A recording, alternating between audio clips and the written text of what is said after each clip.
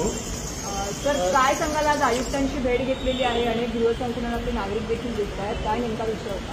नमस्कार, मी रवींद्र मोरे, मनसे ठाणे शहर अध्यक्ष।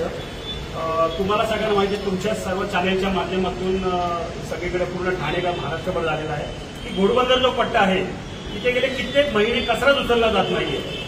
जे एम कुमार म्हणून आहेत त्यांच्या गाड्या म्हणजे गाड्या बरोबर नाही आहेत, गाड्या बंद पडतात। इथे त्या कामगारांनी आंदोलन देखील केलं होतं आणि त्याचा त्रास या घोडबंदर वासियांना होतो। इथे हिरानंदानी जे मंडळी आहे, ब्रह्मांड असोसिएशनचे अध्यक्ष आहेत, इथे रिजन्सी आयट्स आहेत, दोस्ती आहे, बरेचसे म्हणजे तो जो पट्टा आहे त्याच्यात हे प्रत्येक प्रतिनिधी इथे आलेले आहेत की तो घाणीचा त्रास आहे। एक आठवड्यात तिथे कचरा पडतो, कचरा काही प्लास्टिकमध्ये आहे, काही त्या डस्टबिनमध्ये आहे। त्याची या पावसामुळे एवढी दुर्गंधी सुटलेली आहे की शाळेतल्या मुलांना त्याचा महाग त्रास आहे, तिथे राहणाऱ्या नागरिकांना त्रास आहे आणि याकडे नगरपालिकेचं लक्ष असावं म्हणून आम्ही आज हे सगळी मंडळी आलेली आहेत। आम्हाला आयुक्तांनी पॉझिटिव्ह म्हणून त्यांनी सांगितलेलं आहे की 2 दिवसात आम्ही करतो, परंतु या लेटरमध्ये मी त्यांना दिलेलं आहे, तुम्ही जो ते सांगता मी 2 नाही 1 आठवड्याचा मुदत देतोय।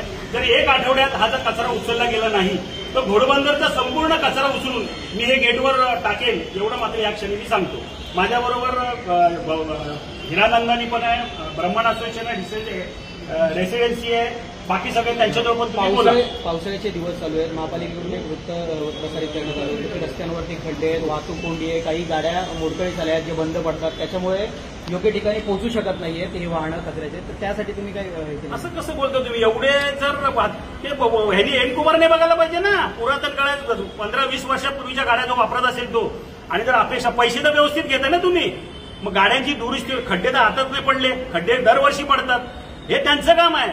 हे सगळे 100% करतात, ते 100% कर भरतात ठाणे महानगरपालिकेला, तर महानगरपालिकेचं काम आहे ना, यांच्या सुखसोयी मिळाल्या पाहिजेत। आज तुम्ही सांगता डेंग्यू आहे, मलेरिया आहे, सगळं ही प्रिकॉशन घ्या, ती प्रिकॉशन घ्या, अरे हा तुम्ही जर आजार आम्हाला आणून दिला नगरपालिकेने आमच्या दरवाज्यात, घ्या, हा डेंग्यू पण घ्या, फ्लू पण घ्या, हे कितपत योग्य आहे? हे कुठेतरी थांबलं गेलं पाहिजे। म्हणून मी बोलतो की जर हे थांबलं गेलं नाही, मी पूर्ण घोडबंदरचा सगळा रस्ता कचरा एकत्र करेन आणि सगळ्या इथे नगरपालिकेच्या दरवाज्यात ओतून टाकेन। सर काय सांगाल?